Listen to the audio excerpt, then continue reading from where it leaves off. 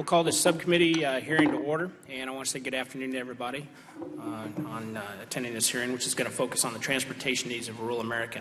I want to let everybody know that there's possible we may have a vote during this hearing, so I'd ask unanimous consent that the subcommittee be permitted to declare recess subject to the college chair during today's hearing. And without objection, that is so ordered. Rural roads are rarely in the spotlight, and they generally don't command the attention because they don't suffer from the severe congestion that we see in our cities and the suburbs. And they're often not in the limelight for flashy ribbon cuttings. But rural roads and bridges are what knit our highways together into an interconnected national system. They make it possible for freight to move seamlessly throughout the country and for tourists to enjoy road trips at low cost and allow other motorists to travel conveniently on short trips or long distances. Even today, 71% of all lane miles of public roads and 73% of all the nation's bridges are located in the rural areas. In my home state of Missouri, the role of rural roads is even more pronounced. 82% of the public roads and 81% of the bridges are in rural areas. And these roads carry 40% of the travel in our state. Missouri farmers and ranchers depend heavily on these roads to get their products to market domestically and internationally, because local and rural roads often provide the critical last-mile connection to rail facilities, our inland waterways, and our ports. And they provide the infrastructure for the only form of public transportation most rural communities have, and that's local or inner-city bus service.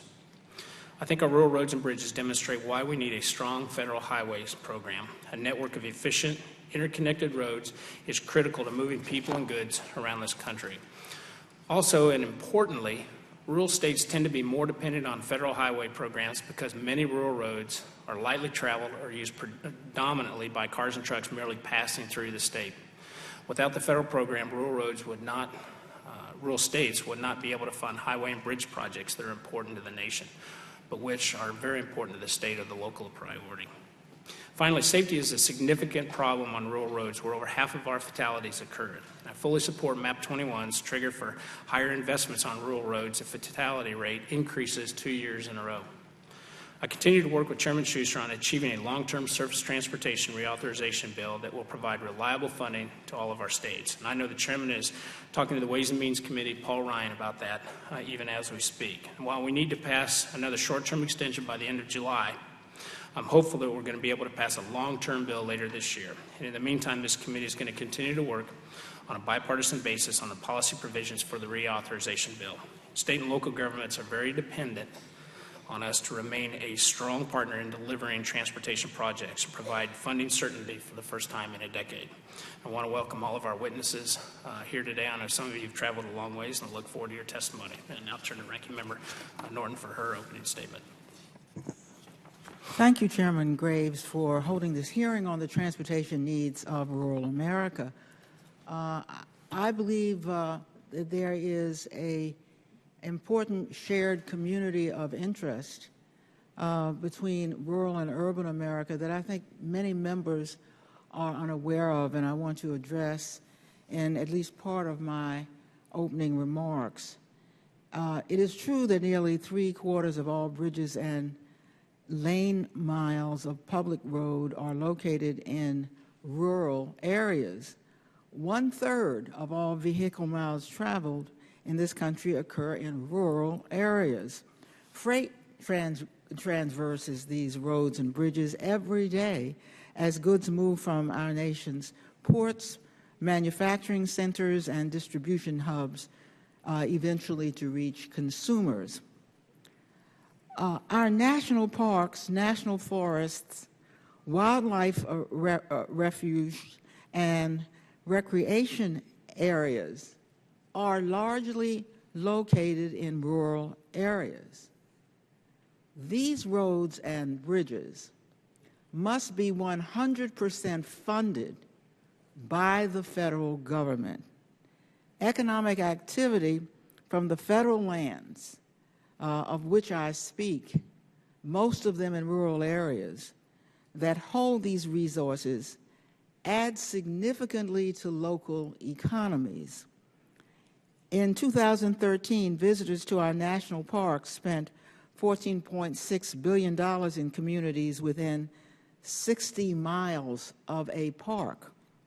One of my top priorities in this reauthorization bill is boosting funding for the Federal Lands Transportation Program, which I believe will have a disproportionately positive effect on rural lands, which are disproportionately dependent on these 100% federally financed roads and bridges.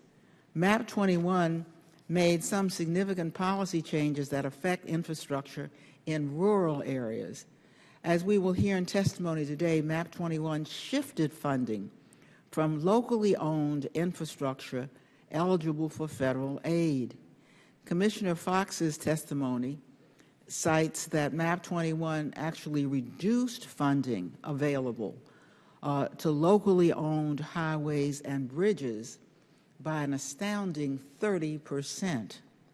So while I appreciate the need to focus on meeting the transportation needs of rural America, this Congress must move beyond simply talking about needs and start coming up with solutions. The time is running out on us.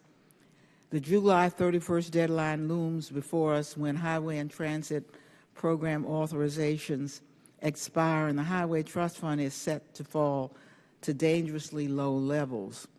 We now have just 18 days left before the deadline to pass an extension and find new revenues to shore up the trust fund. There's no excuse for why, yet again, we have come so far to the wire on this. In May, Congress wasted the opportunity to act.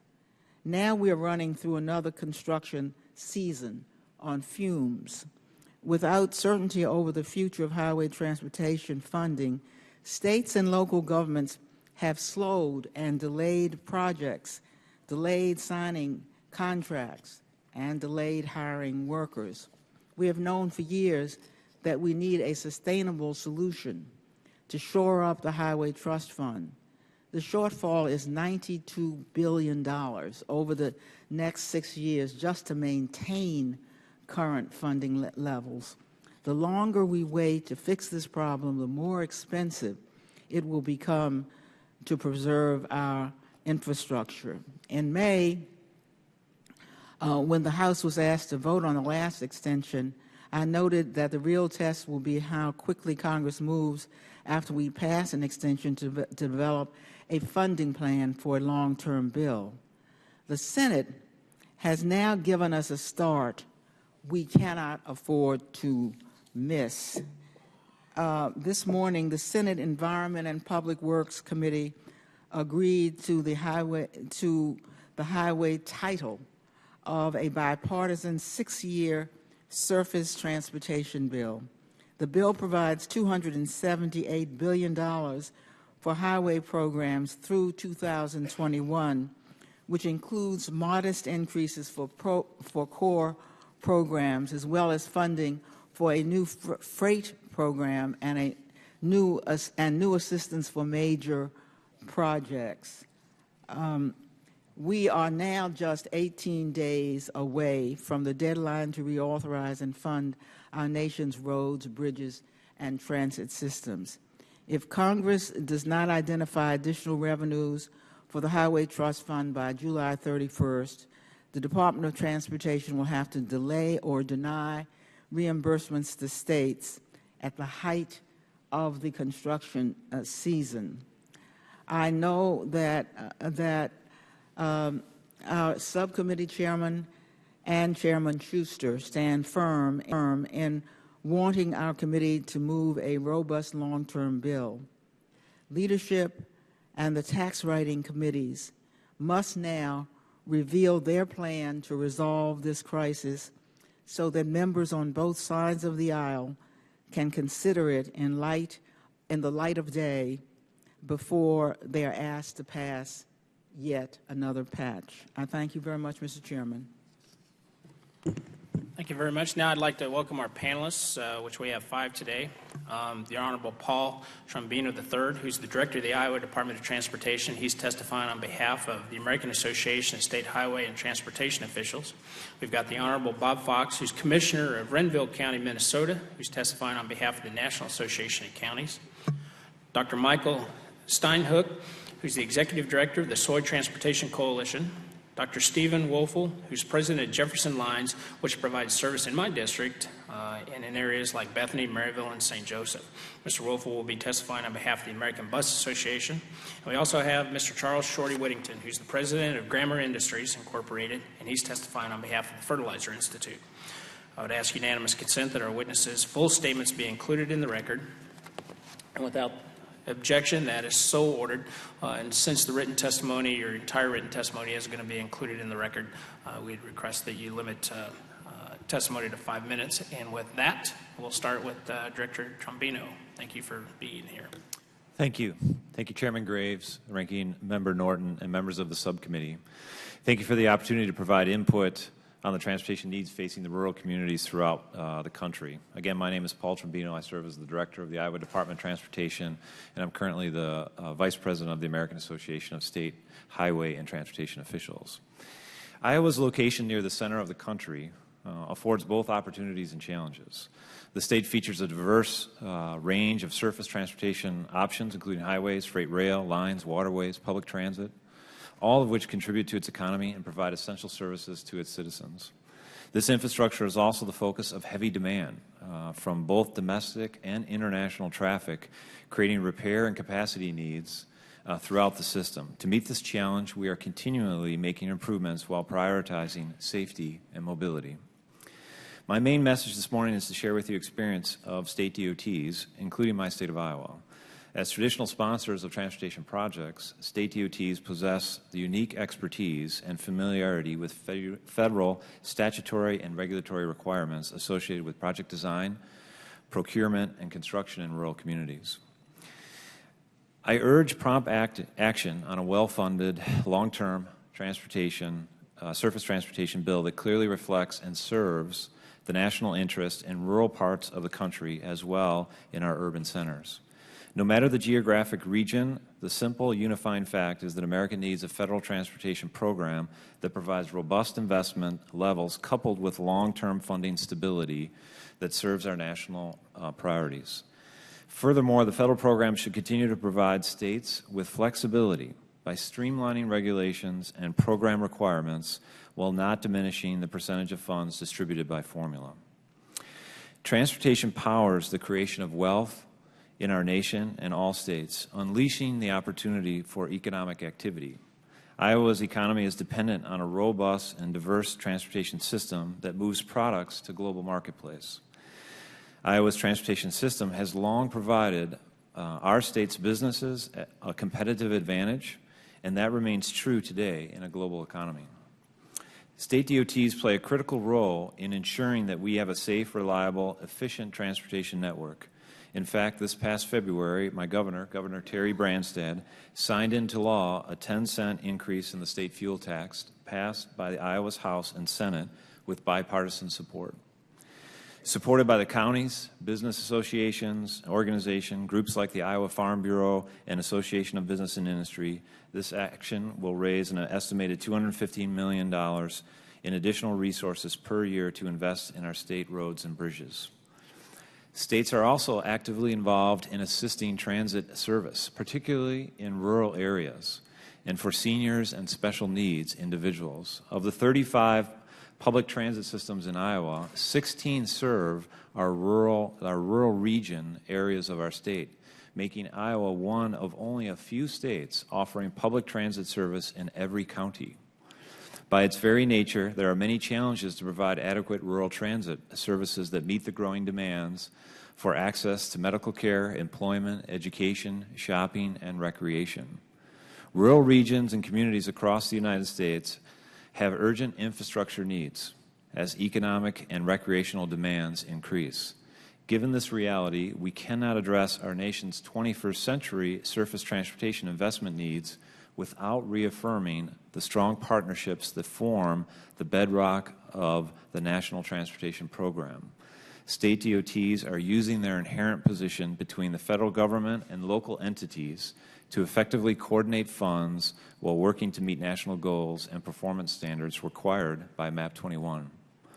My state of Iowa continues to ascertain what amongst our current transportation system is most affordable and how our agency can improve these elements to optimize our value and efficiency for customers and residents. Keeping federal program prescription to a minimum amount will allow state DOTs to continue pursuing innovative approaches to meet system-specific challenges. Committing to these principles will continue to provide much-needed benefits to those in Iowa and elsewhere throughout the country. I want to thank you again for the opportunity to testify today, and I'm happy to respond to any questions that you may have. Thank you. Thank you very much. Mr. Fox. Thank you, Chairman Graves, Ranking Member Norton, and distinguished members of the subcommittee. Thank you for holding today's hearing on the transportation needs of rural America, and also for inviting me to testify on behalf of the National Association of Counties. NACO is the only association representing the nation's 3,069 counties, which own 39% of the national bridge inventory and 45% of the nation's roads, including 28% of the federal aid highway system. Most of these roads and bridges can be found in rural America, where transportation infrastructure serves as a lifeline for our citizens and play a critical role in the movement of goods to market. My name is Bob Fox. I'm a county commissioner in Renville County, Minnesota. Renville County is a rural county with a population of 15,000, located approximately 100 miles west of Minneapolis-St. Paul metropolitan area. Roughly two-thirds of the nation's counties are considered rural, with a combined population of 60 million. Unfortunately, rural counties face a number of challenges in providing adequate transportation infrastructure to meet the needs of our communities, region, and national economy. Today, I would like to highlight some of these challenges and provide recommendations for ways Congress can support rural America in the reauthorization of MAP 21. First, America's rural counties are experiencing declining populations, which reduce our tax base and in turn affect our ability to fund transportation projects. Counties rely on local revenue sources such as property taxes and local option sales taxes to make infrastructure investments. In the case of Renville County, most of our local funding for highways is derived through a local tax levy. However, most states limit counties' ability to raise revenue for capital projects, with 43 states having some type of limitation on property taxes collected by counties. Second, rural counties are experiencing increasing and shifting demands on their transportation infrastructure. Rural counties' economies are often built on the foundation by agriculture and natural resources, industries that rely heavily on truck transport. In the 50 to 60 years since my county's infrastructure was built, there have been substantial changes in the agriculture sector that have resulted in high productivity and the use of larger and heavier machinery. Third, rural counties are facing rising costs for transportation projects. My county has seen a dramatic increase in the cost of projects. Just a few years ago, we had budgeted for road construction projects at less than $300,000 per mile. Today, the same project will cost nearly $1 million per mile. These problems are only compounded by the state of the Highway Trust Fund and short-term funding extensions. The longer we wait, the more damage our infrastructure sustains and the more expensive projects become, which rural counties simply cannot afford. As a result of the challenges I've mentioned, rural counties need a strong federal partner and a surface transportation program that supports the needs of rural America. There are several ways that Congress can better support rural transportation. First, Congress should make more federal highway dollars available for locally loaned infrastructure. While MAP 21 made meaningful reforms in many areas, it unfortunately shifted funding away from types of locally owned infrastructure that are eligible for federal aid by an estimated 30%. Second, Congress should restore funding to bridges off the national highway system. While we are grateful that Congress continued to set aside for off-system bridges and urge you to maintain this set-aside, we are concerned over a major funding gap that was created for highway bridges or on-system bridges that are not on the designated national highway system. And third, Congress should be better address the safety on high-risk rural roads in the reauthorization of MAP 21. Road safety is one of the greatest concerns for rural counties, with the fatality rate on rural roads about 2.5 times higher than urban roads. And finally, we urge Congress to increase the role of counties in statewide planning processes. We are keenly aware of the investments needed and would like to be a partner in addressing the mobility, safety, and economic needs of our communities and the infrastructure we own. Ultimately, the quality of rural transportation is critical to the vitality of our national economy. Therefore, we urge you to consider the unique challenges facing rural counties and the recommendations we have made for you today. Thank you again for this opportunity to testify, and I would be pleased to answer any questions. Thank you, Mr. Fox. Mr. Steinhook. Thank you, Mr. Chairman. Thank you, Mr. Chairman, Ranking Member Norton, and members of the subcommittee. I think agriculture can accurately be described as trying to attach a garden hose to a fire hydrant. The good news is that U.S. farmers are producing more and they're more efficient at doing so. And the good news is also that we've got more and more people from more and more countries demanding what U.S. farmers are producing. To use the example of the soybean industry, when you look at a field of soybeans in the United States, you can assume that half of what you're looking at will be consumed outside this country. 1/4 alone will be consumed in China.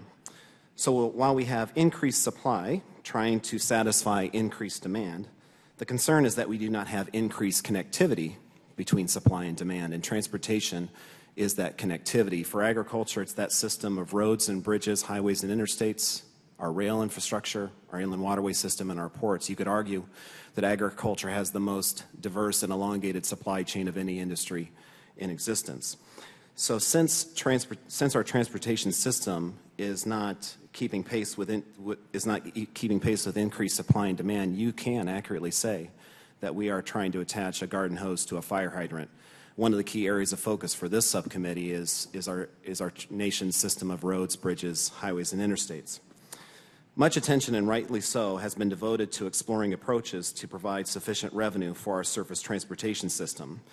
In my opinion, the fundamental flaw of how we try to finance our surface transportation system is that we have a fixed source of revenue trying to meet the needs of an escalating cost. Everyone can concede, regardless of your political persuasion, that the cost of building and maintaining roads and bridges goes up over time. Yet, we have an 18.4 cent tax per gallon of gasoline, 24.4 cents per gallon of diesel fuel. So it may be unintentional, but it is inevitable that when you have such a fixed source of revenue trying to meet the needs of an escalating cost, funding gaps will materialize with time. The current estimate is that we have a $15 billion annual shortfall each year. According to research funded by the Soy Transportation Coalition and conducted by Indiana University, if we would have indexed the fuel tax in 1993, the last time the fuel tax was adjusted, we would have an additional $133 billion at our disposal to improve our transportation system. When it comes to transportation, predictability of funding is almost as important as volume of funding. The current approach, unfortunately employed by Congress, of addressing this long-term need via unpredictable short-term legislative actions is having a punitive effect on our transportation system. It is the hope of many that Congress will not only provide increased funding, but also provide that funding in a multi-year format. To be honest, I would rather have, when it comes to transportation, I'd rather have the federal government be predictably good than sporadically great. While more funding and more predictable funding are important, we need to embrace opportunities to get more out of the transportation system we have while also practicing better stewardship of the taxpayer dollars that are currently being deployed. A couple examples. We think expanding semi-weight limits on the federal interstate and highway system from a 5-axle, 80,000-pound configuration to a 6-axle, 97,000-pound configuration would not only enhance freight movement, it would also have a beneficial impact on motor safety and infrastructure wear and tear. Another example, we think more widespread use of technology for evaluating rural bridges would allow us to better diagnose the problem, reducing unnecessary closures and restrictions while also making taxpayer dollars stretch further. A final thought. I think it's healthy for policymakers and the broader public to ask the question, do we want our nation to consume from the rest of the world, or do we want to be a nation that produces for the rest of the world? And I would think most Americans, whether you have ever met a farmer, whether you have any touch point with agriculture, whether you have any knowledge of agriculture, still aspires for the United States to be a country that still produces and makes things. And I would argue that agriculture is one of those industries, perhaps the best example of an industry that can provide sustained competitive advantage, not only for rural America, but for the broader economy. But it will never become realized if we don't have a transportation system equal to that task. Thank you, and I look forward to questions. Mr. Steiner, Mr. Woelfel. Good afternoon, Chairman Graves, Ranking Member Norton, and members of the subcommittee. I'm here today from Jefferson Lines in Minneapolis, Minnesota, representing the members of the American Bus Association. I am truly appreciative of the opportunity to testify on the transportation and connectivity needs of rural America. The ABA represents some 3,500 member organizations encompassing the entire motor coach group travel industry, including bus operators like Jefferson Lines, tour companies, hotels, restaurants, and destinations. In total, the motor coach travel and tourism industry provided over 600 million passenger trips in 2013. It supported 1.4 million American jobs, and it produced over $175 billion in economic impact. Simply put, motor coach transportation serves more communities in America than any other mode of transportation. The company that I work for, Jefferson Lines, is a 96-year-old third-generation company that employs over 225 people, and annually we serve over 600,000 passengers in 13 states throughout America's heartland. Jefferson Lines has always been a pioneer in partnering with states, communities, and public transit to provide rural connectivity. We led the way in 1980 when we developed probably one of the first nation's interline transit feeder programs in central Iowa, and we continue to build on that success by expanding service through cooperative agreements such as reestablishing intercity bus service from Kansas City to Branson, Missouri, so that today we provide service to 18 different communities across the state of Missouri, including Cameron, Bethany, Maryville, and St. Joseph in northern Missouri.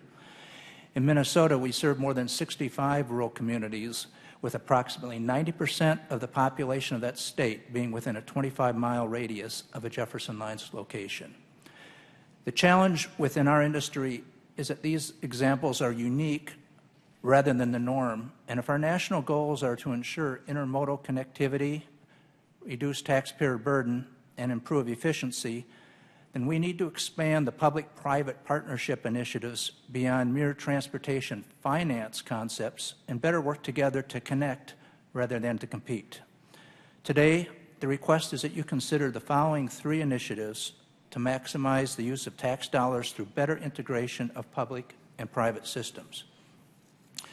First, with surface reauthorization, we ask that you integrate private intercity bus networks in the transportation planning and facility development process.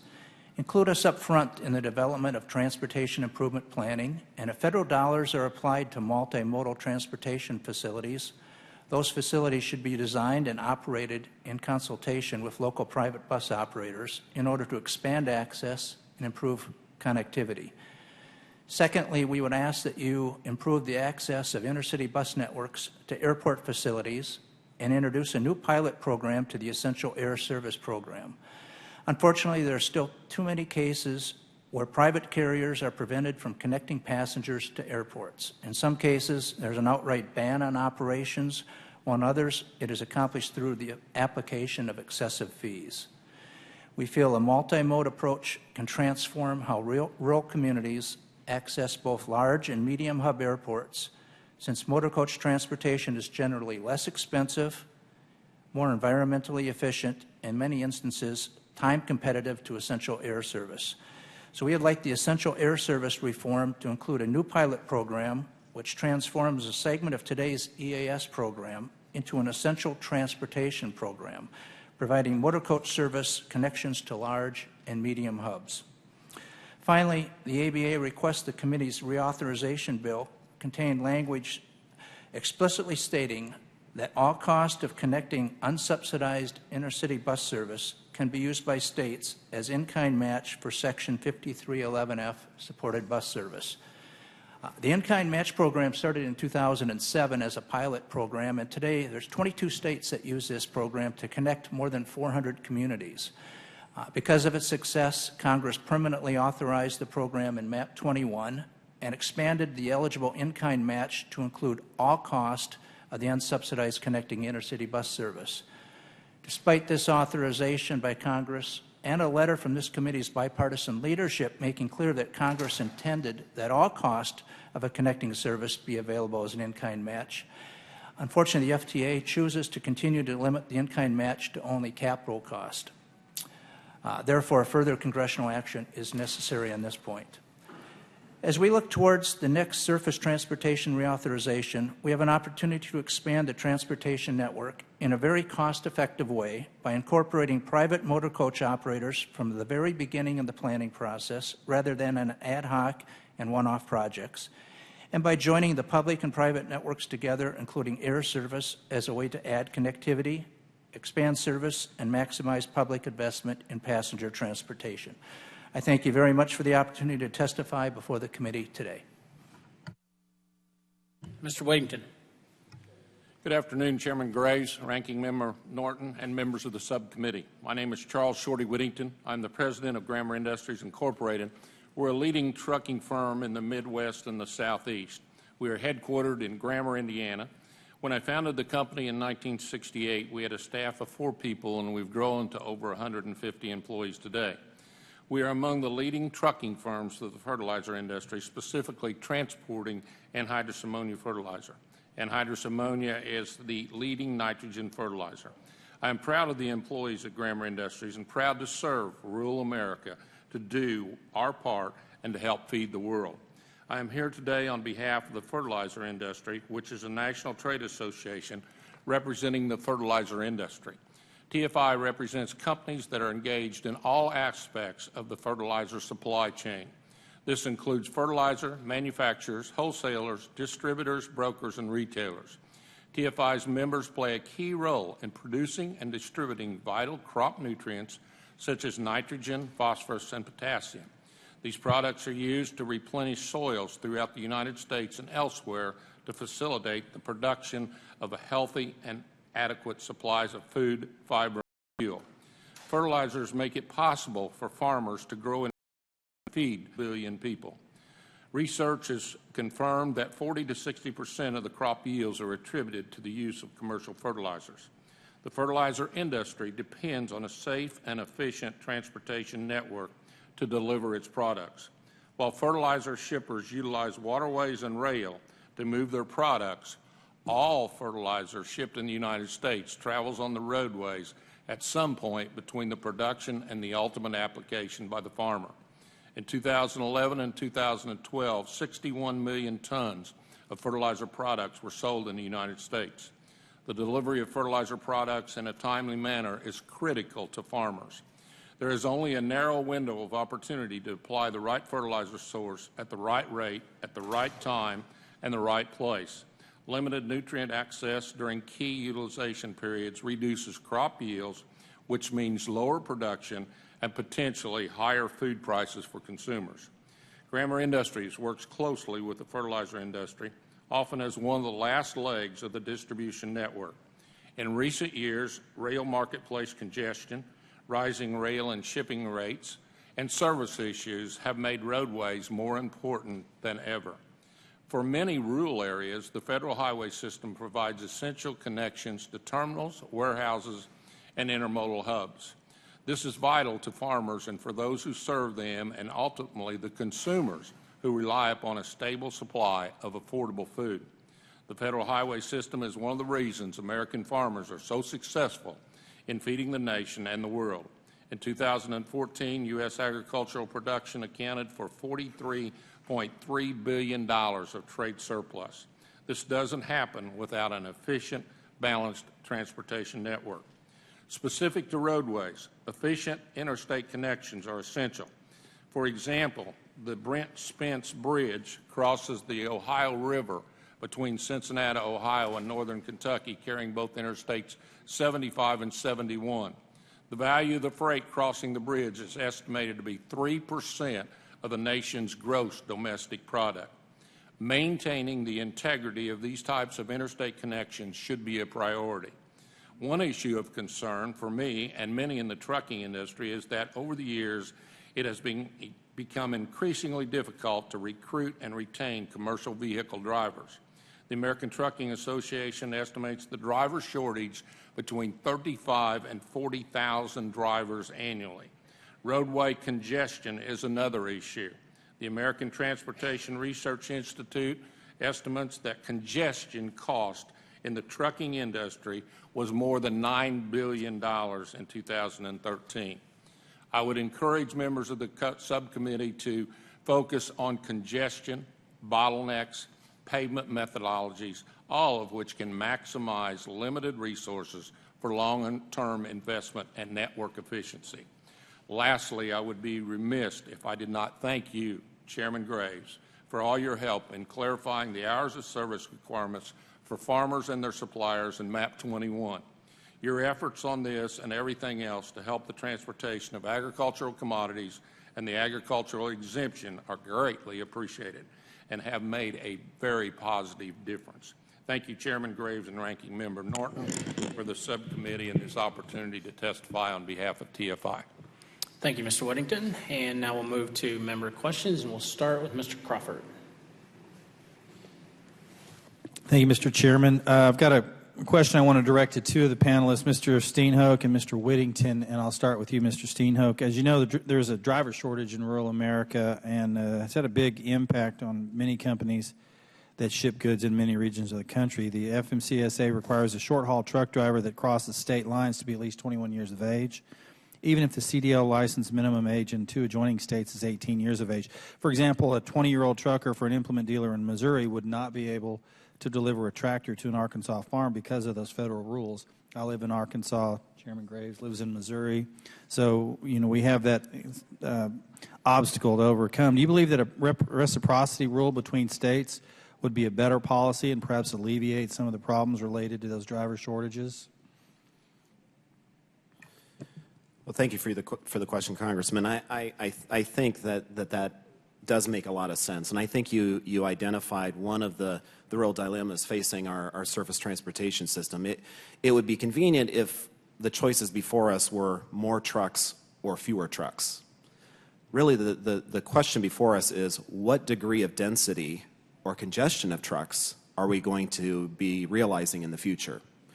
And the unfortunate fact is that whether you're bullish or bearish on the U.S. economy, the projected demand for trucking is going up over time. Our estimations show that a 50% increase in demand for trucking between now and the year 2040. So the question is, how are we going to respond to that?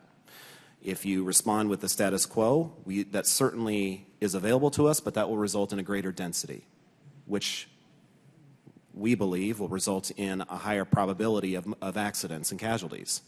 So, or you can do things like some of these reciprocal arrangements that you just cited. We talked about expanding semi-weight limits. The fact is, supply of trucking services is not keeping pace with demand for trucking services and what's going to yield. And what are the common sense approaches to address it? And I think you just cited one of them. Thank you, Mr. Whittington. Your comments? Yes, I certainly appreciate the question. This is a really big deal in the trucking industry today. I stated we're probably 40,000 drivers short today. We need somewhere in the neighborhood of 10,000 new drivers every day. The 18-year-old in the state of Indiana can drive within the state of Indiana, but he cannot cross the line, like in your situation, Arkansas or Missouri. I think that there's a movement afoot possibly to help develop a pilot program and a reciprocity with the different states that maybe 150, 200-mile radius would be a program that would be very helpful. The industry really has a problem in the fact that if you have an 18-year-old and we got to wait till he's 21 to cross a state line, his opportunity for other employment is coming at him. And I don't know of any young man that's going to wait 3 years to drive a truck across a state line. So We certainly need Congress's help to do that. I think there is the insurance industry had a problem with it for a while, but I think with the new technology that's out there, the cameras, the training techniques, and just the technology that's in these trucks today, makes it an opportunity that we can monitor that driver in a proper manner. But we will need help to cross the state line. Very good idea to do. Thank you. I know, and you mentioned the technology that we have in the cabs of these trucks and the safety measures that have been taken. I think certainly bears reconsidering this approach. Mr. Trombino, you're from Iowa. Maybe you'd like to weigh in on that issue. Thank you very much for the opportunity. I was going to mention two things. As I've had the opportunity to talk to the public and especially commercial freight movement, I always ask the question, what's the biggest impediment to commercial freight movement in the United States, much less in our state? Is it regulatory or is it infrastructure? And I'm not trying to say there's not infrastructure issues. Typically the answer is it's regulatory issues. Those are a lot of the challenges, the differences between states, and those challenges create that challenge for truck drivers and other things. One of the areas that we've been focused on in our state is driver training. As it stands right now, if a person is a resident of another state, they can't take CDL driver training through a lot of times through a company and get their CDL license either in our state or the other state. They actually have to change their residency to do that. And that's created a huge challenge for us in our state because we have a lot of large trucking firms that are doing their own education, and then we're helping them do the actual testing at the end. And so that's one area that we would like to see improvement on, that I think also then the more reciprocity, the more movement that you can see that we're all working together to get people into the system to be drivers is a key ingredient for us in the future. Thank you. And gentlemen, I appreciate all of you being here today. I yield back. Thank you, Member Norton. Thank you, Mr. Chairman. And by the way, Mr. Trombino, I've been working with the trucking industry on the notion of training as well. I would like to see a kind of minimum standard that all states could then observe, and we'd really treat this like an interstate system. But I noticed that you, Mr. Trombino, and you, Mr. Fox, may have somewhat different views because one of you, Mr. Trombino, represents state DOTs and Mr. Fox counties. And there's a kind of old dialogue that goes on between local, I mean, for that matter, cities as well, but certainly counties and states. And Mr. Trombino, your testimony says that state DOTs have a strong partnership with local governments in their respective states. And Mr. Fox, however, in his testimony says local elected officials should have an elevated degree of involvement in decision-making processes. So I'm wondering, since you're both at the same table, you might want to comment on what improvements Congress could make to whatever is the planning and project selection process, understanding these are state priorities, of course, to ensure that local transportation priorities would have at least a fair shot, for example, at the county level, while maintaining the integrity of the state decision-making authority. Perhaps we could get some agreement right here. Thank you, Ranking Member Norton.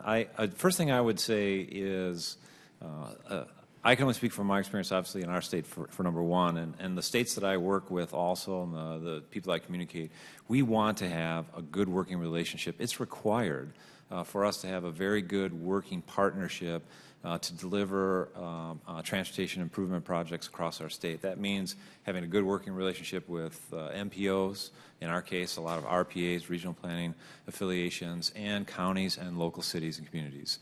It's one of the things that we strive for all the time because understanding their needs is a critical piece for us ultimately as stewards of the system. As I like to say, we're all stewards of the transportation system in delivering the system that meets all of those needs.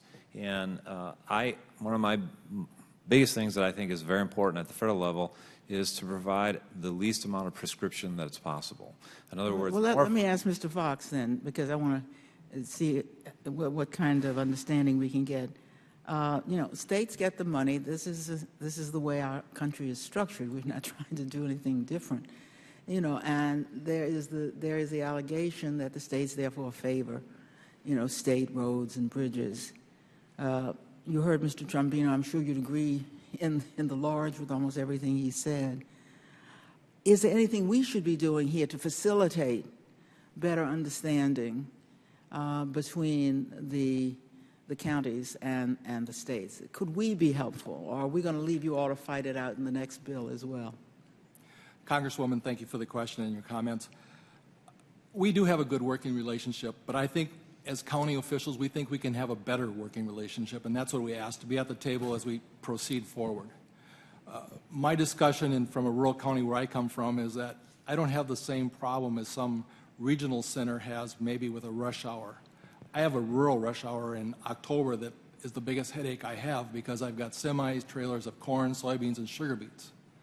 And I think sometimes at a local rural level, there's different ways to look at things. You know, we can put a traffic counter out, but that doesn't tell the whole story.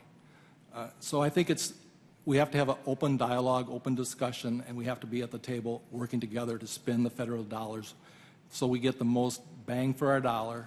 And we can see where we spent dollars. There's good economic development. So we want to spend our dollars wisely.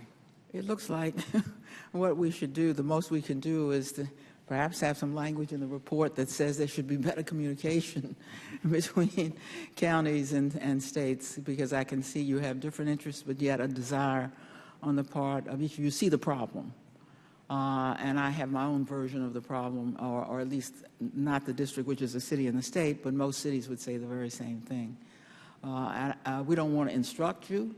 We simply want to take note of it and not leave the next hearing with views that may not be on the same page as we find them.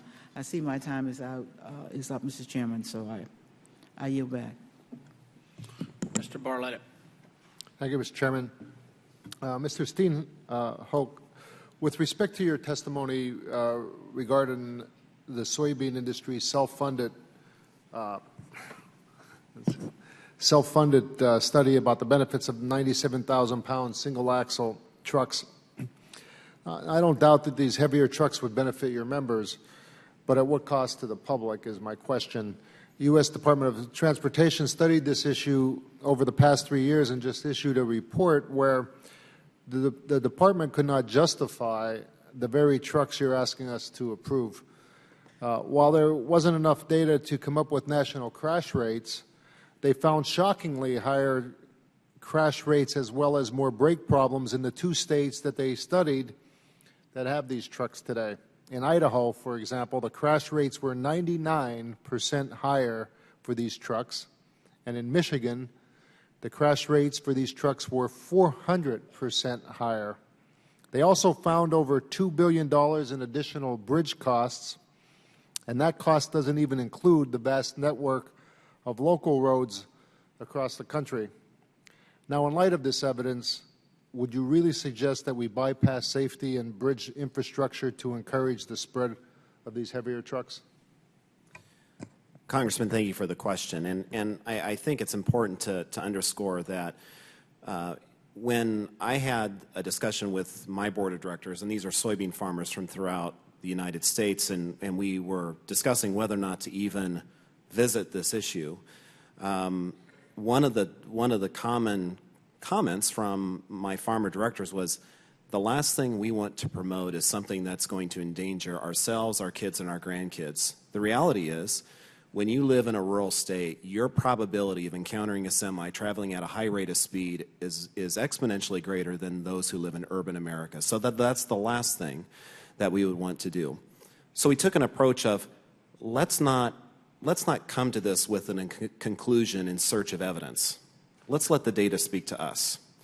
And you cited the DOT comprehensive size and truck study that was just recently, some of the data that was just released. Yes, the Department of Transportation did not, they said we need more information, we need more data in order to make a prescriptive statement. But when you actually look through the statistics, I found that to be quite compelling in favor of expanding semi-weight limits to a 6-axle 97,000-pound configuration. One of the things you did, but the United States Department of Transportation didn't. I'm sorry? Say that again. The U.S. DOT didn't find enough evidence to say that they could recommend that. Right. They stated they needed more data in order to make a prescriptive statement, in order to make some kind of recommendation, yes. So, but what meant more to me was actually saying, well, what does the data in the report say on these key performance indicators, these things that matter most to us, motor safety being number one. Number two is infrastructure wear and tear. And number three, what kind of cost savings and efficiency? How about the crash test results in Idaho and Michigan that were 99%, the two states they did study that were 99% higher, and in Michigan over 400% higher? How would you relate to those? Well, I mean, I guess we can start arguing over which data that you're using, which data I'm using. The data that I've repeatedly seen for over years is that motor safety is more a function of the number of semis, less a function of the weight of individual semis. And when you have that additional axle, you provide additional braking friction so that stopping distances are comparable to an 80,000 5-axle configuration. But I think this whole issue of however, the extra axle wouldn't matter on a structurally deficient bridge, though. You could have 10 axles. And I think, and I appreciate you making that comment, because I think to have an intellectually honest discussion about this, and we highlight this in our report and in our marketing materials, is that the issue of bridges, that's the most important. I mean, there's widespread acknowledgement that with that additional axle, you're reducing the imprint on the road. If you're comparing the 6-axle 97 to an 5-axle 80, it's about 35 pounds less on a road. Bridges, they don't really care about the number of axles. They just care about the aggregate weight that they're compelled to support. And so we think that if we were to proceed with this proposal, if it were ever to be instituted, a component of that should be for those who are electing to load heavier, there should be a fee associated with that, so that, and the money of which be used for our bridges. I think one of the benefits is that this is not a hypothetical. You're citing examples. I can cite examples as well. This is not a hypothetical exercise. This is something that we see a lot of states. They have higher weight limits in their individual states. Some states they have grandfathered in prior to weight limits being frozen at that 80,000 pounds. So, and we can look at other countries and we can point to see, is it actually working or not? We think the evidence is compelling in support of it. Mr. Fox, would you be concerned about possible increases in the truck size and weight, knowing that they have never studied the impact on our local roads and bridges? Congressman, thank you for the question. Yes, we are concerned, and our biggest concern is the point you made about the bridges. That's the very biggest point. As a county in Renville County, we do have about 10 miles of roads that we do allow in the wintertime, 97,000, but on those 10 miles of roads there are no bridges, and that is for the sugar beet industry to move product. But it is a concern, especially on the bridges and especially as you get further out from the main roads. That's really where the problem comes, because a farmer wants to fill his truck when he leaves the field, and he might have to drive on a township road, which is gravel, before he even gets to a main artery. So it is a concern. Thank you. Thank you, Mr. Chairman. Ms. Johnson.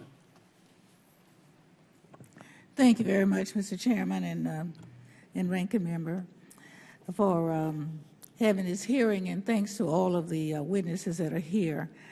I'm from the state of Texas and the city of Dallas, and we are rural and we are urban. One depends on the other. I have all urban in my district, but I do have 6 interstates that come through my district, and I think that we probably experience every possible transportation issue that it could be. But I want to know from you, what is more important than reauthorizing a highway bill?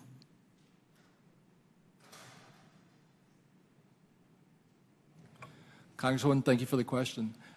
The most important thing I see with the authorization is that we have certainty and we can start planning for the next 3 to 5 years.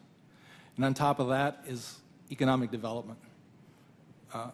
If we have good roads and good infrastructure, businesses will come and businesses will build, or a business that's there will expand. And that's where it is for counties. Thank you. I noticed that there were comments in some of the testimony about having local input from cities or entities closer to the issue. I'm from a very large state, and we believe that as well. So I'm trying to remember whose testimony it was that mentioned that. Can somebody speak up? You did.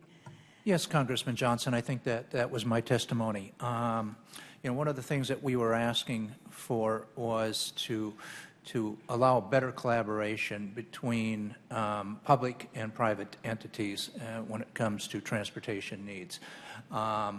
We firmly believe that to expand opportunities for transportation, intermodal facilities are required, and we're not looking to compete with public entities.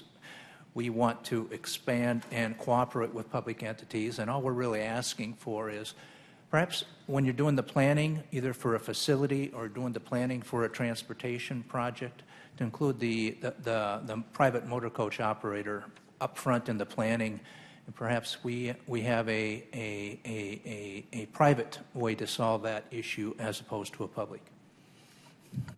Thank you very much.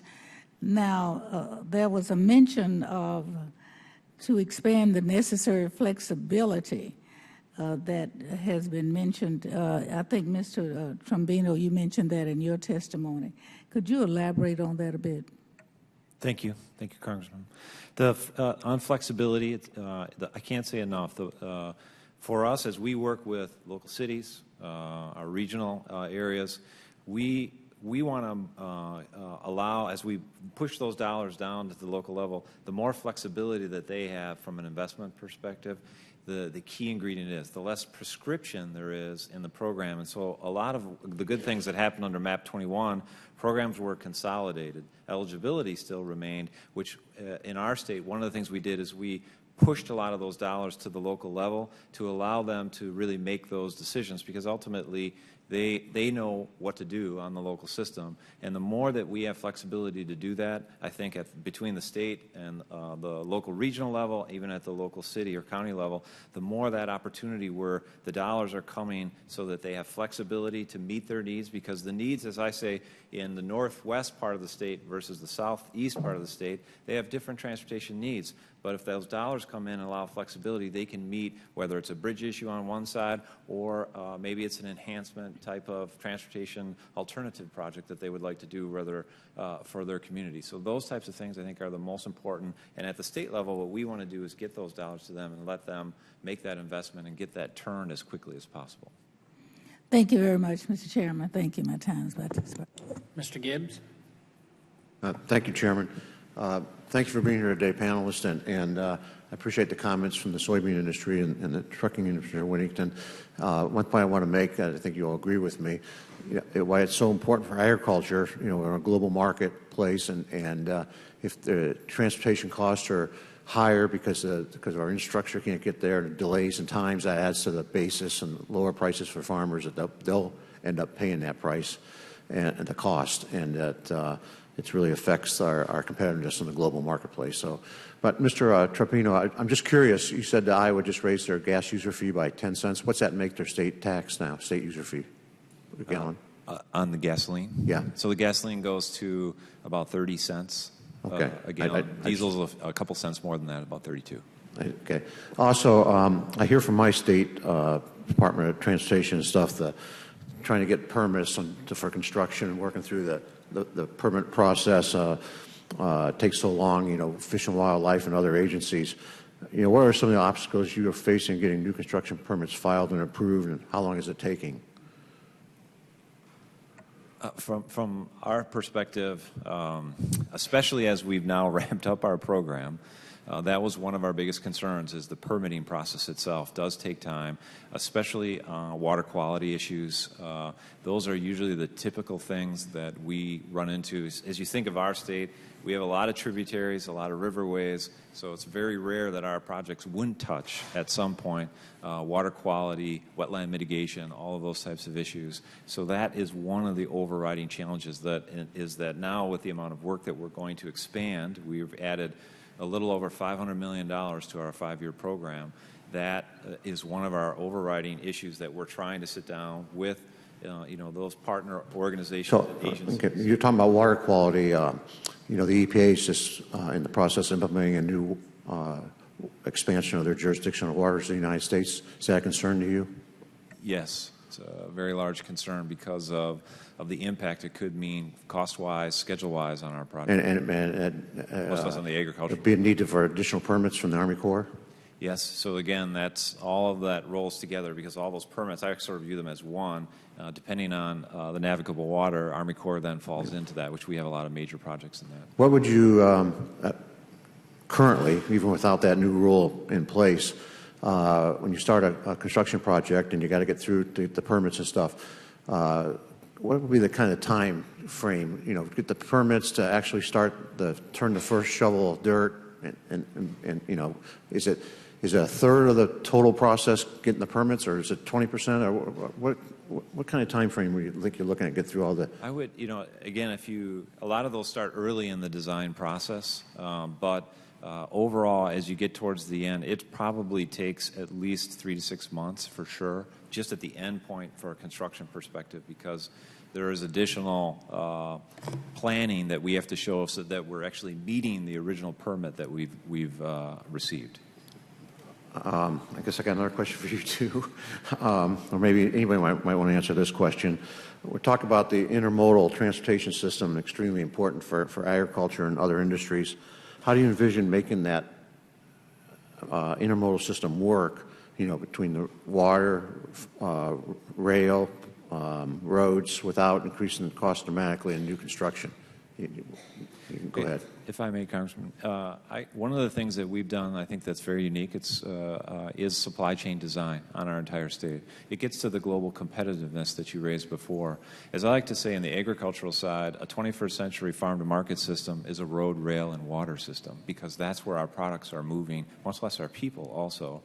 And we've taken supply chain design that really exists in the private practice and applied that across the state, so we can see and model, and we actually know every commodity movement in our state from one county to another, and from one county to another county in the United States, and to 40 different countries.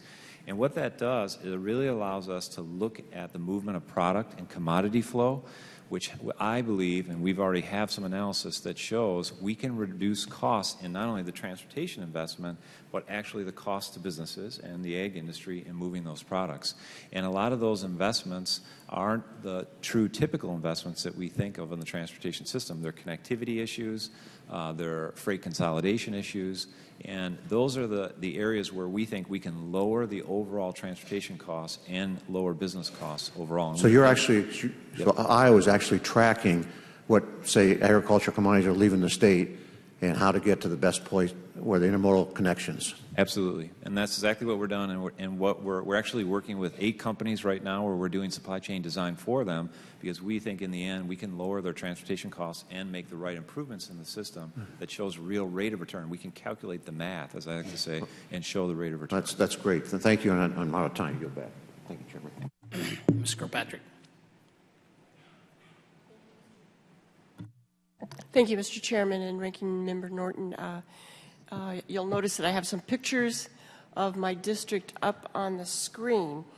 We should not forget that along with states and counties, Native American tribes represent another governmental entity that is a part of a rural transportation system. The Navajo Nation spans 3 states, Arizona, New Mexico, and Utah. My district includes the Arizona portion of the Navajo Nation. Because of its size, Navajo's transportation network provides a primary conduit for both Native Americans and non-natives traveling between these 3 states. This winter, Navajo children in just one school district alone miss 10 days of school because the dirt road that is their only route to school became impassable due to mud.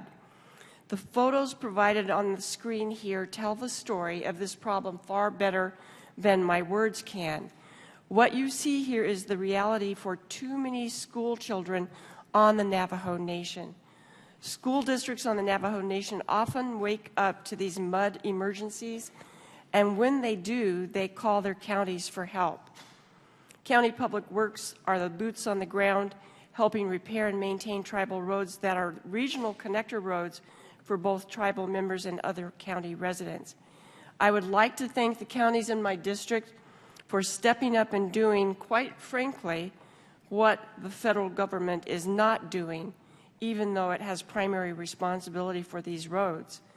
I'm calling on this committee to join me in seeking a government accountability study to help us see how the condition of tribal roads, especially the dirt roads, is hurting the ability of students in our tribal communities to get an education. Thank you, staff, for working with me on getting these pictures before the committee. My question is for you, Mr. Fox.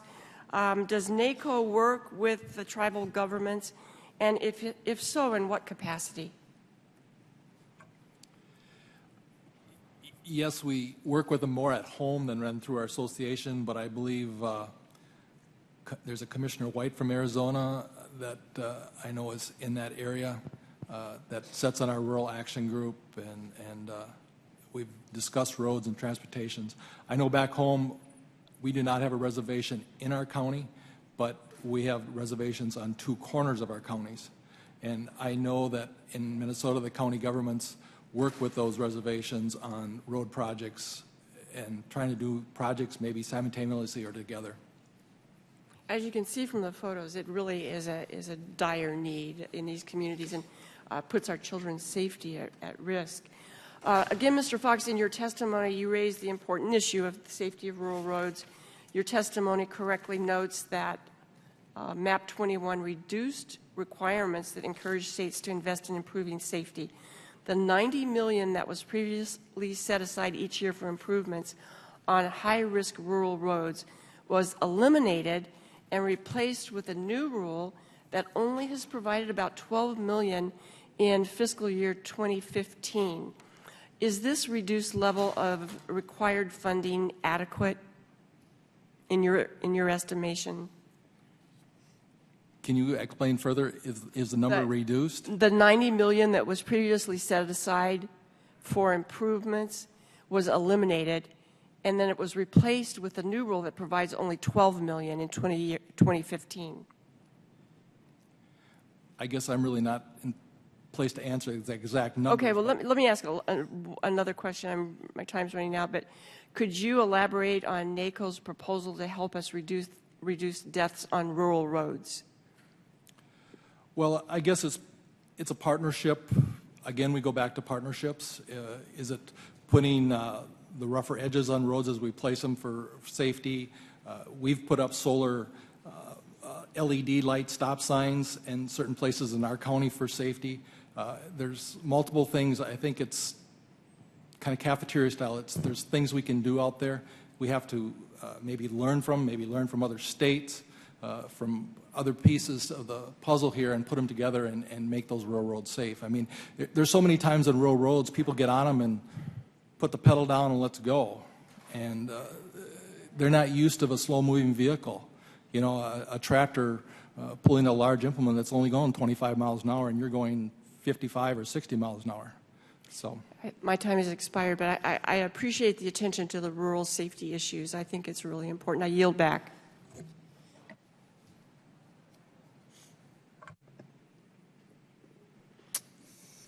Mr. Fox, you represent the counties. We worked on the MAP 21 legislation and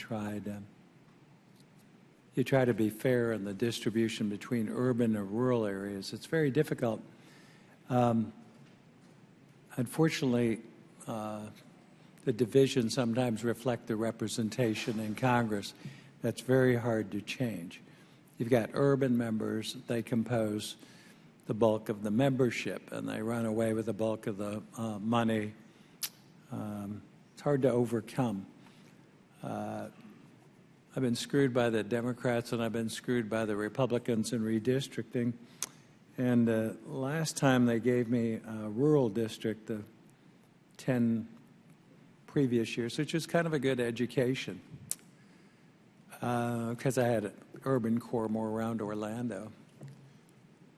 I was stunned that the small counties I represented getting this new perspective, when they didn't have the capacity to participate, that the people to even write the damn grants, let alone administer the grants or compete in the grants. So the people who need it the most are the least likely to participate. And most of this largesse from Washington is given out on a political basis. It's administrative earmarks.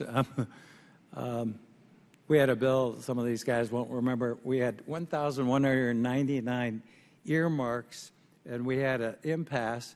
So I give the Bush administration almost $1 billion in those earmarks, 1,000. And they went behind closed doors. They took that in their discretionary money, and they divided it between 5 urban areas. One happened to be Mr. Oberstar's area, another one, Mrs. Pelosi. I bitched about it, so I got $62 million of the $1 billion, which we put on them. They were into this market and tolls. Like, all of those fell through. So the urban people rule, even with my party when we had control. Devolution, okay. Iowa, you like devolution? We gave you a lot of devolution.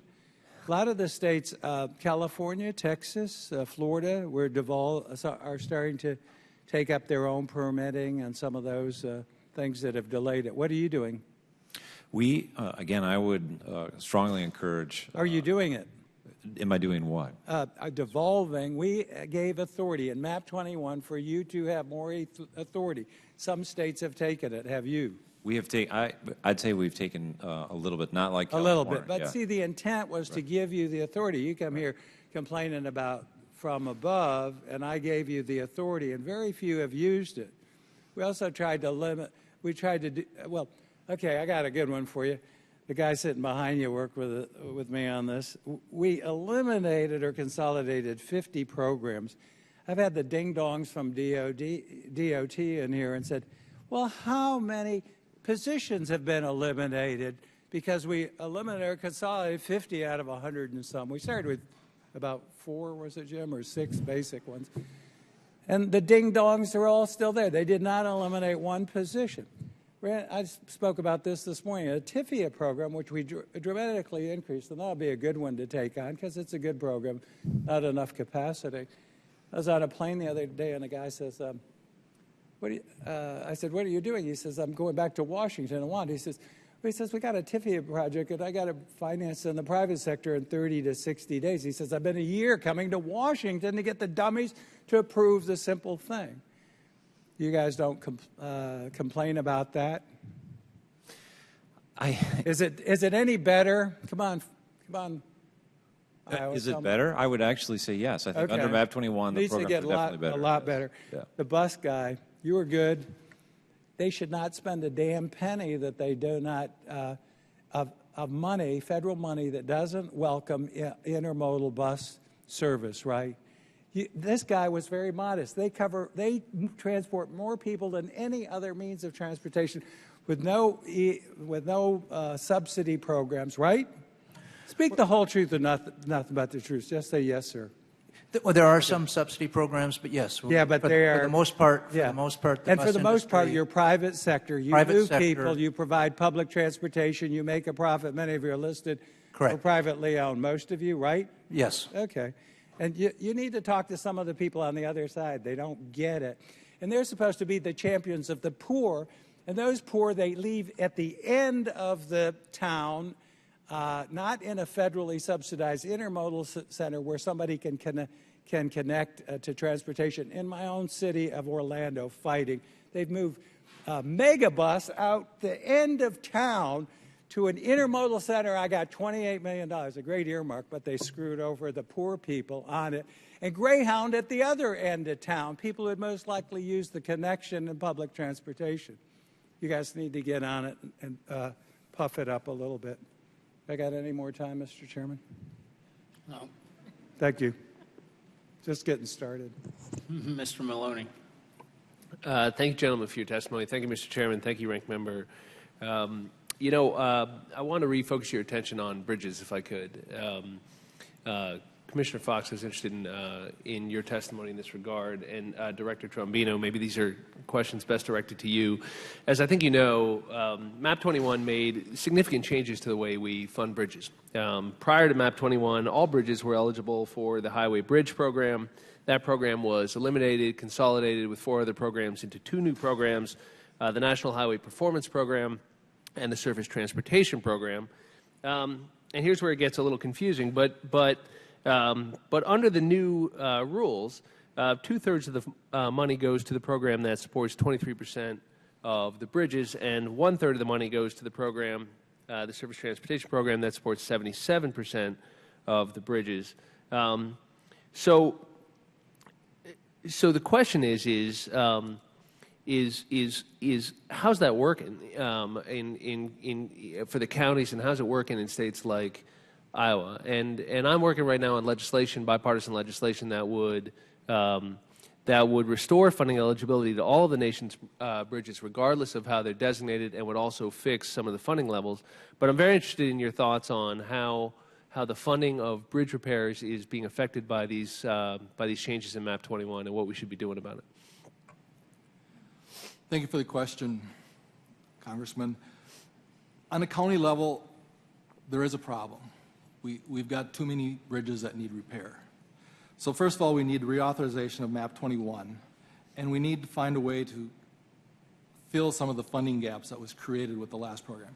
As my own county, we probably put 4 or 5 bridges in the file waiting for a program to see if they qualify. So everything is shovel ready. And if the money comes, we've got the project.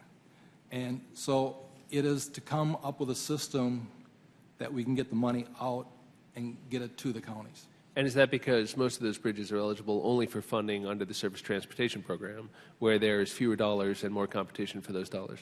Competition is the big thing. And is it therefore reasonable to think that if we restore the eligibility of those bridges to funding under either program, you'd get more bridges done? We hope that would be the scenario, yes. And if you could, and you know, I should say, in my own part of the world, in the Hudson Valley of New York, we have, I believe, 67 bridges that are structurally deficient. I've been to these bridges. I've seen firsthand the frustration of the local officials on this. And what's it mean in a state like Iowa, Director Trombino? A structurally deficient number of bridges, we have a significant amount in our state. As I like to say, we have 5,000 structurally deficient bridges out of 25,000. The vast majority are on the local system. We only have 105 on the entire state system. So this is a predominant local issue, which is why when we saw MAP 21 and some of the flexibility of the dollars, like TAP, we passed all of those dollars to the locals, and that gave them the flexibility to use those because they could use it on bridges if they chose to. So to let them set that priority, we thought it was very important that, in our case, the Transportation Commission not set that priority, pass that to the locals, let them figure that out, and let them make those decisions. And we would also support, and I think AASHTO supports that, for those bridges that aren't eligible. Again, let's let the locals make that decisions. They know which are the right ones. And unfortunately, and this is the conversation we've had in our state, all the bridges aren't affordable. I can't fix 25,000 bridges in our state. It's not affordable, and honestly, we're not willing to pay for that. So we have to figure out which are the right ones. And at the end of the day, we think the locals are the right ones to make that decision on the local system. We want to work with them to help them make those good decisions. And just so I'm clear, for the record, so therefore legislation like what I'm proposing, again, bipartisan legislation that would restore funding eligibility to all these bridges regardless of designation, and that would fix some of the funding levels in the NHPP program and Surface Transportation Program, you'd support that legislation? Yes. And just in the closing time I have, let's say we do nothing on this, and it's allowed to persist under the current formulas. What would the effect of that be in places like Iowa, in places like the rural counties you've been discussing, Mr. Fox? Either one. I guess if we do nothing, the problem will only get worse. And the collapse that we witnessed in Minnesota back in 2005, which was in a metropolitan area, someday will happen in a rural area just as well. It might not be with rush hour traffic and busloads, but there will be a semi-load of grain or be a piece of machinery, a large piece of machinery, because it is very important that we keep our bridges up and our transportation put together, and that's why we need the reauthorization of the MAP 21. What I was going to say is it's a severe economic impact. When you look at the local system with non-contiguous farming and the way the operations, especially in the rural area, function, those bridges become major impediments for them from a movement perspective, which add cost to the products, which likely at some point will make them not competitive in a global marketplace. So economics is the most important issue here, and I don't think from an economic perspective we can afford for you not to deal with the funding and move forward with the program. Thank you very much. Yield back, Mr. Chairman. Mr. Webster. Thank you, Mr. Chairman.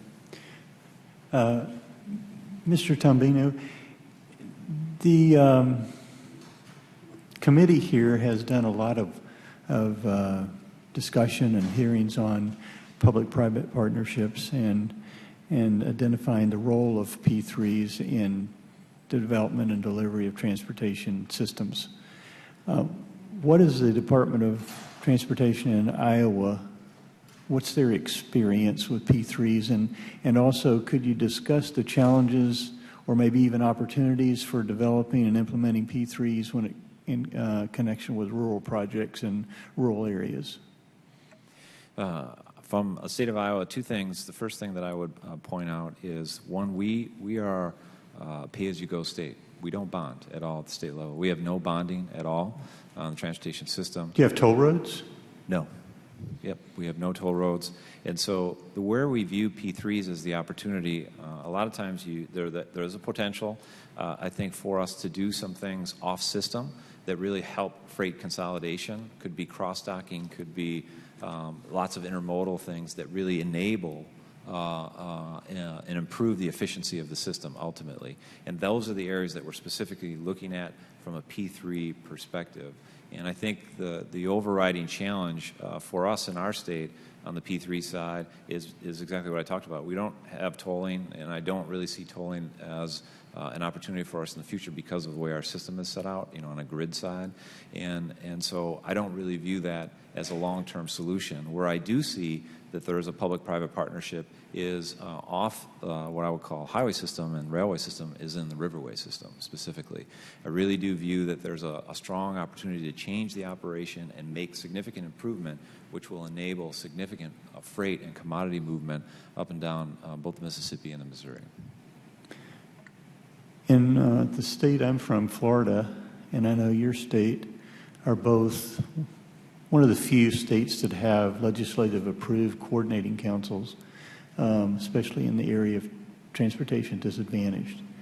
Do you have any experience with transportation coordination and maybe some unique things that have happened when you've tried to do that in the rural areas? Thank you. One of the, I think, unique things that we do in our state, especially, is we have what we call our mobility managers.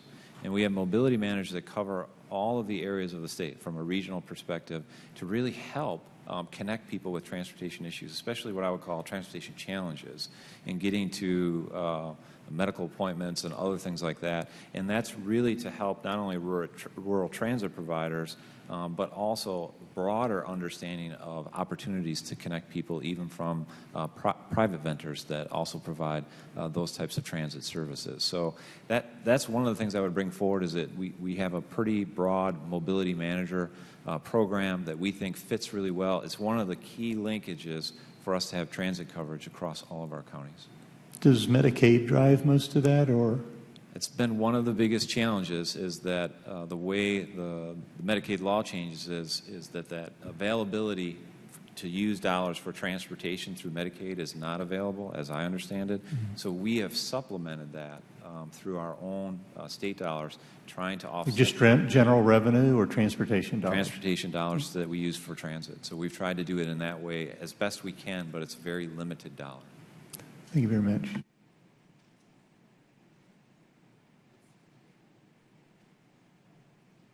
Mr. Woodall.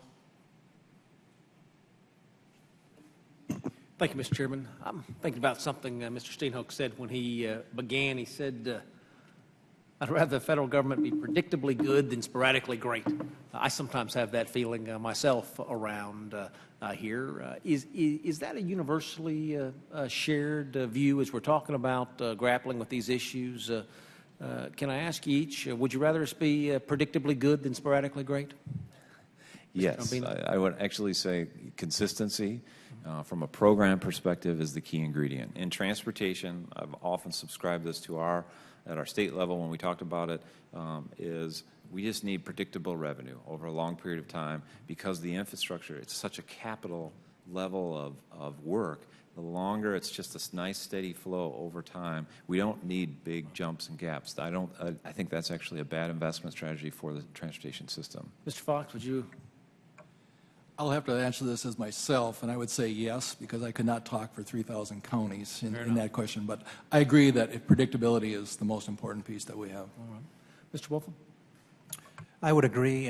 We're looking from the private sector at long-term capital investments, and in order to make those investments, we would want some type of consistency and predictability and being able to justify. Mr. Whittington? I would like to think of this as a baseball player. There's not many baseball players that hit a home run every time they bat. I'd rather see a good 330 baseball hitter every day of the week. And if I might have one comment for Ranking Member Norton back there, a lot of the things that happen here that Congress does, they do really great things. But when it gets down to the state level or the county level, the interpretation changes so much. We had the same thing in the ag exemption. The federal agency decided to interpret what they thought you did, and you did a great job. But let's talk about that a little bit, because my experience has been the opposite. I've seen a lot of things that Congress has done well that the administration has then taken and done something bad with. But generally speaking, I see Congress do something that's kind of mediocre or pretty good, and my guys at the local level find a way to do something amazing. And I wanted to ask about that from a county perspective. I represent one of the most conservative counties in Georgia. They rejected a federal gas tax increase. They rejected a transportation special local option sales tax increase. But they just did a $200 million bonding initiative to widen a major state road going through their territory because it matters to them. 6 months from the day of the vote to the letting of the contract. It's going to be another 6 months until ground is broken. 12 months from the day of the vote to widen a road to the day construction begins on that project. Find me a federal project that's moving that quickly. They can do it, and the taxpayer trusts them to do it in ways the taxpayer does not trust me to raise those same dollars. Given that, trying to be predictably good instead of sporadically great, I wonder if we don't need to narrow the focus of what the federal highway system needs to be. Do we need interstate highways connecting America? Of course we do. Do we need major national freight corridors to bring the products to market that you all have talked about? Of course we do. Do we need 3 different federally maintained highways between Baltimore and Washington, D.C. that are never more than 4.5 miles apart in US 95, US 1, the Baltimore-Washington Parkway? I'm not sure that we do. In fact, I would argue we most certainly do not.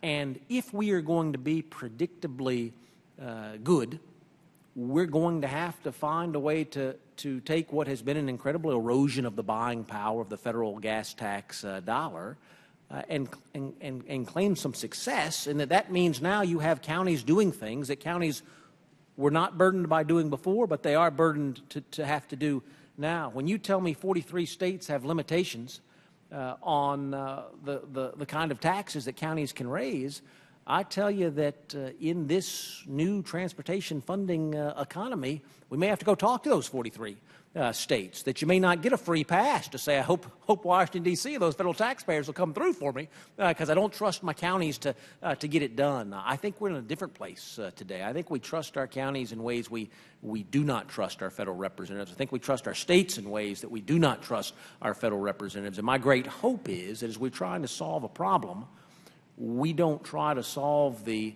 how do we pump more federal dollars into a system that we know is not squeezing the maximum value out of those dollars today. My hope is we find those parts of the system that we are squeezing the maximum value of the dollars out.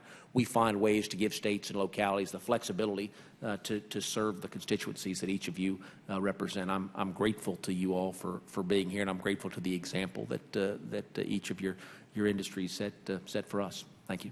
I yield back, Mr. Chairman. Mr. Massey. Thank you, Mr. Chairman. Mr. Whittington, I appreciate that you mentioned the Brent Spence Bridge and the fact it carries 3% of our domestic product. For folks not familiar with that, that's I-71 and I-75 come together and cross the same bridge. And that comes into my district from Ohio. And what troubles me, and this gets to the point Mr. Woodall was making, is I see projects in my state and projects at the county level. In fact, I was a county executive, and I see projects there, yet I see the big projects not getting done. And I see the small projects getting built without tolls, yet the big projects, the ones that are true interstate commerce, we're talking about, well, these are the ones we need to toll. But they wait until the need gets so great and there's so much pressure that they can get that kind of a revenue generator on a project like that, yet they're doing internal parkways, and I'm not saying they're not important, but they aren't what I would say constitutes interstate commerce priorities. Mr. Whittington, how do we get the Highway Trust Fund focused back on interstate-type priorities with a federal nexus? Well, Congressman, I'll try to attempt that in a couple different ways. I think that the communication, and you've heard it here today, between a county official and a state official and the federal officials of what's really important out there, and what are we going to get the bang for the buck from. And I think that and I agree, Congressman Woodall, with what you're saying in the fact that the local people can seem to get things done, but what's the big picture look like? And if we can work some kind of a system that we have the big picture out there, and it doesn't have all kinds of red tape and things to do and we see, I'm from Columbus, Indiana, a great community where a leader 40 years ago had a vision that's made that town unbelievable of all of the assets that it has and the roadways that go through there. But I think we got to get back and we got to get the local people involved so that they can feel like they're doing something and they're respected for doing that. I get really mad. I talk to my friends and I said, you got to go talk to your congressman and get something going that really works. I'm not going there. He won't listen to me. He doesn't care. So we've got to reinvent the wheel on a lot of those kinds of things. And I think, you're from the Cincinnati area there in northern Ohio. You can go all the way around the river, and you can go over on the east side of town, or you can go on the west side of town. But I think it's when we talk about congestion in the world today, and the number I threw out there at $9 billion, a truck today is $1.50 a minute. So every time you see a truck sitting in line out here at a traffic accident, or the bridge is closed and he's got to go an extra 30 miles, you figure what that cost is, and it's going to ultimately cost the consumer. The numbers that I came to town with the other day was talking about if we could sell that every dollar that the government could spend on roads and bridges today will return a community for will give $15 back to that community, you think we could get the job done? And I think there's numbers out there that can support those kinds of things. Well, in a lot of cases, to Mr. Woodall's point, I would argue that's a great incentive for the community to fund that project. And we need to start making hard decisions about what are federal projects and what are local projects and where that funding should come from. I've sponsored a bill that would, instead of causing this crisis every year where we have this $10 to $13 billion shortfall in the Highway Trust Fund, it would take mass transit, which I would say are local projects, sidewalks and bike paths, put them in the general fund, and let the Highway Trust Fund be self-sustaining for projects like interstate bridges. It's not to say those other things aren't useful, but if there is a $15 return for every dollar invested in the community and mass transit, then let the community make the investment. But I'm concerned that the commerce of this country, like you spoke about, is going to suffer if we don't get to these projects. And when I was a local county executive, if I could get state money to build a bridge or federal money to build a bridge, I wanted the state money, because the federal money required a hydrological study, an archaeological study, a historical study, and prevailing wages, you name it, and an $80,000 project quickly became a $400,000 project. And that's another thing that I think we need to look at. And I thank the chairman. My time has expired. Mr. Hardy. Thank you. I come from a little place called Mesquite, Nevada. It's about 80 miles northeast of Las Vegas. 86% of my electorate is out of the urban area of Las Vegas. There's 17 counties in Nevada, 6 of which I have of rural counties, which equates to about 290 miles north to south by about 500 miles east to west. So I have a large rural district. 86% of that is held by the federal government. So it's pretty easy to try to evaluate where the needs are in the urban areas. Matter of fact, the state legislature, which I was part of last time, created an indexing tax which helps fund those projects within Clark County for the next 3 years, because we can't wait on the federal government any longer. I'd like to ask each of you kind of a little different question. Being a member of the Regional Transportation Commission for over 14 years in the Clark County area myself, and being a past Public Works Director for about 7 years, I found that it's a lot easier to maintain than to reconstruct. Have any of you got the same beliefs in that? Or as maintaining highways versus... Congressman, thank you for the question. Yes, maintaining is much simpler than reconstruction or starting construction over.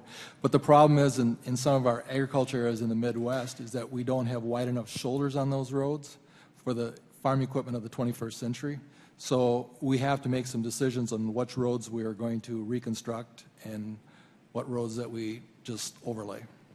The reason I asked the question is, you know, with that 86% of that being held by federal government, it's hard for us to make a decision. Do we go out in the rurals and try to upgrade our infrastructure out there that are basically held by the federal government or the interstate highway system, NDOT, so to speak? Or do we try to do things at home? So without having a funding bill in place, it leaves us, we try to determine, do we fix the problems within the urban corridors immediately, because we need to make sure we have that economic improvement, because that's what attracts economics to your community, is a good infrastructure? Or do we let things fall apart, which, you know, most of that interstate system we have within Nevada goes across federal lands, which I think is a responsibility of the federal government to take care of that. But on the other hand, it's one of those corridors where it packs all the produce back and forth from California clear across the Midwest, which in turn comes back to the Midwest to the West Coast with that grains and other. So I guess what I'm getting at is, do you feel like we're failing our job? Because we got to do something quick, in my opinion, because you can't plan down the road without a long-term spending bill. Yes, sir. Well, I think you're spot on. And for local communities, whether it's a county or a state, they're trying to determine what do we need to do to maintain and improve the system. But in order to decipher what you need to do, you need to know what they are going to do. And they is the federal government. And so, you know, back to at least be predictable. You know, your whole point about maintaining the system, you know, the nice thing about these assets is that they're not like cell phones. What you purchased 10 years ago is obsolete today. I mean, these are bridges that and roads that if you maintain them, yes, eventually they do need to be replaced, but you can dramatically elongate the useful life of these assets if you do preventative maintenance. And in many areas of the country, we've failed to do so. Mr. Trombino, your testimony, you said, I think you were spot on with the federal and state relationship and having flexibility. And I think you said that Iowa was able to be creative with folks, and we have to have no money, I guess. With our $18 trillion of debt, we need to be creative. Could you kind of elaborate on some of that creativity that you had? Yeah, a couple things I want to say. The first thing was stability in funding is the most important thing as for us to maintain the system, right? Because we want to extend life overall. And I think this gets to Mr. Steenhoek and what he was saying from an asset perspective, managing the system. We have things that are in good condition, we have things that are in fair condition, we have things that are in poor condition. If we chase the poor, we don't have enough money. And what will happen is the good and fair will actually turn into poor. And so that strategy is very important for us to focus on the good and fair, extend the life of that system long term, and ultimately that will free up dollars. And we've shown that by just making changes in the types of treatments that we use to maintain the system, to expand it, we were able to save $270 million over 10 years that will actually bend the life of the curve and allow us to use it towards those poor infrastructure. So those are the types of things that we're doing. In addition, I would say our supply chain is really the key ingredient because it's going to allow us to look at bridges differently. Just as Commissioner Fox was talking about bridges with maybe 10 cars a day, but really intensive times of the year, well, maybe we should really treat those differently, and a supply chain will allow us to look at those things differently in the future. Thank you, and I yield back.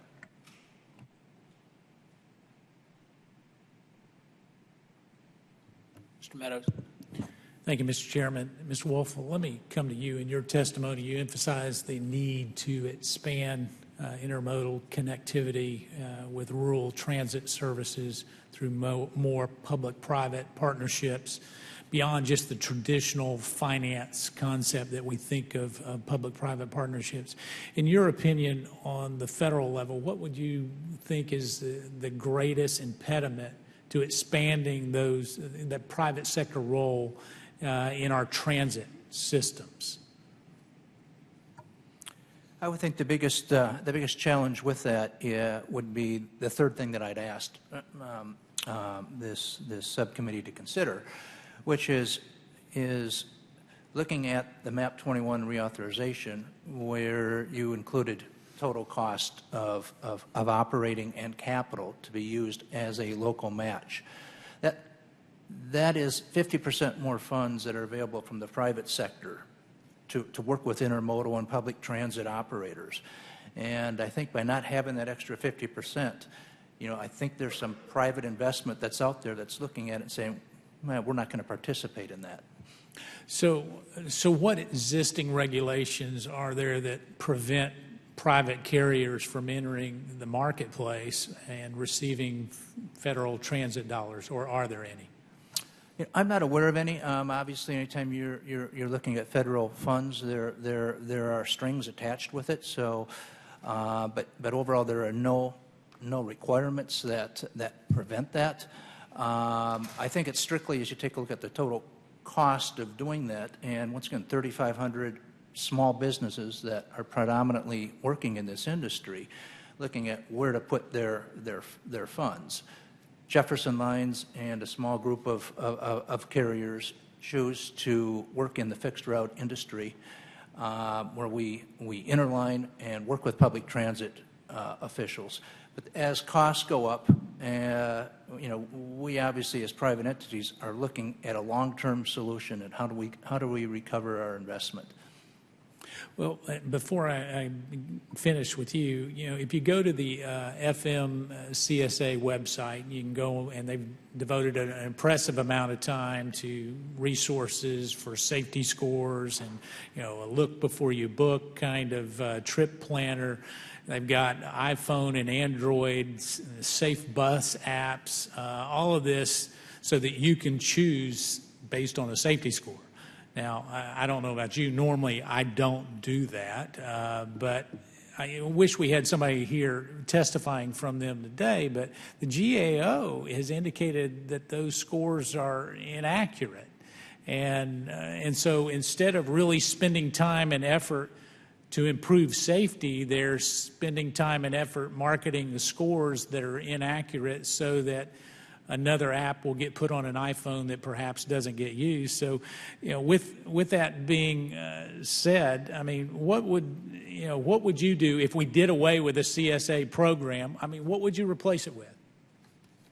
Well, I think as private operators, safety is always non-negotiable. I think as any private operator, you're going to operate safe. If you don't operate safe, you're not going to be in business. I don't think we need a federal app to put out scores that perhaps, and you're correct, the General Accounting Office has said that there's some reliability issues with that. I think the private sector. Yeah, you're being gracious. Reliability issues, they went a lot further than that. But go ahead. You are correct. You are correct, Congressman Meadows. But I think as a private industry, we bring a lot of good ideas. We know how to run a good business. We obviously favor those companies that are not operating safely. We support them being put out of business, but it's those companies that operate safely and continuing to get challenged. For instance, Jefferson Lines, we get an audit every year. We know that we operate safely. Right. We are probably not the company that's creating some problems. So there's other companies where you want to emphasize, where perhaps you want to spend your resources to focus on safety.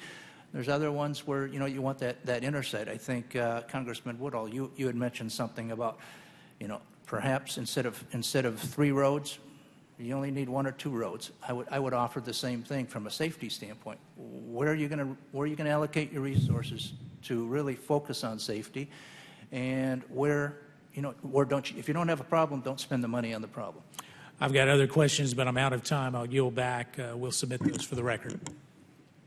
Ms. Norton. Go ahead. Thank you, Mr. Chairman. I had just one more question to ask, particularly in light of Mr. Hardy's question and Ms. Kirkpatrick's question. Mr. Hardy said something that's quite amazing, that 86%, I think that's the figure you use of your district is essentially federal land. And Ms. Kirkpatrick talked about Indian country. Now, both of those are funded by the federal government. So members, in other words, it doesn't come out of members' allocation. And I must tell you that although I have some of these federal roads in my district, I didn't even know, and I've been here quite a long time, I didn't even think about this federal part of the Surface Transportation Bill. So what happens is, and I need to ask you, I indicated some of the economic activity that within 60, I think within 60 miles, every 60 miles, $15 billion of revenue. Now, a lot of that is through rural country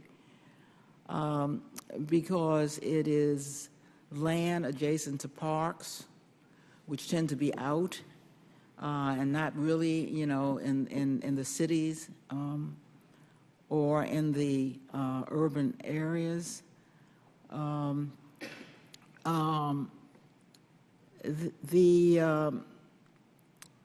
Because Congress, including me, I must tell you, have paid almost no attention to this federal portion. They got separately an $11 billion backlog. And so I asked, well, what does that amount to a year? $850 million compared. We gave $300 in MAP 21. I got a bridge here. If it was $300 million, I got one bridge that they've just closed 2 lanes of, the Memorial Bridge, that costs $250 million to fix, and so there was $300 million for the entire country. I guess I should ask first Mr. Fox, because many of these are adjacent to counties and out from the urban areas.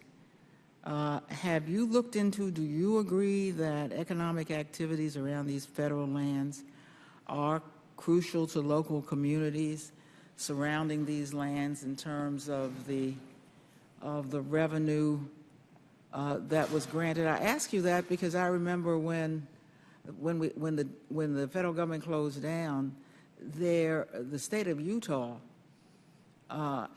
actually opened its parks because such a important proportion of its funding came from people who come to these parks and come across the roads that I'm asking you about. So have you noticed And have you had occasion to note the economic activity that comes to your states or to these states and counties from this federal land portion funded by the federal government?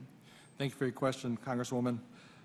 The Federal Land Access Program, known as FLAP, 62% of the counties have federal lands and within their jurisdiction, and FLAP has benefited many counties that struggle to fund projects within lieu of taxes. But rural counties in general, they face a number of challenges, and I do not have the economic numbers that you're asking for, but the challenges in providing adequate transportation infrastructure just to meet the needs of the community or that region. And I think as a county official, that's our job, to work within our local area and our region and to work with the state partners and the federal partners to provide that transportation and infrastructure need. Well, you do that for states. You do that in your counties and states. But I doubt that unless you get into the situation Ms. Kirkpatrick got into, where she said that the children had missed 10 days because the federal road was just closed down. Unless we get more attention from the counties and the states that are affected, I'm not sure that we're going to be able to do anything more for those federal lands. Thank you very much, Mr. Chairman. With that, we just started a vote, and so it's kind of perfect timing. But I'd like to thank each of our witnesses for being here today. Your testimony is going to be very helpful as we move through this process. And with that, I would ask unanimous consent that the record of today's hearing remain open until such time as our witnesses have provided answers to any questions that may be submitted to them in writing, and unanimous consent that the record remain open for 15 days for additional comments and information submitted by members or witnesses to be included in today's record. Without objection, that is so ordered. If no other members have anything to add, the subcommittee stands adjourned. Thank you.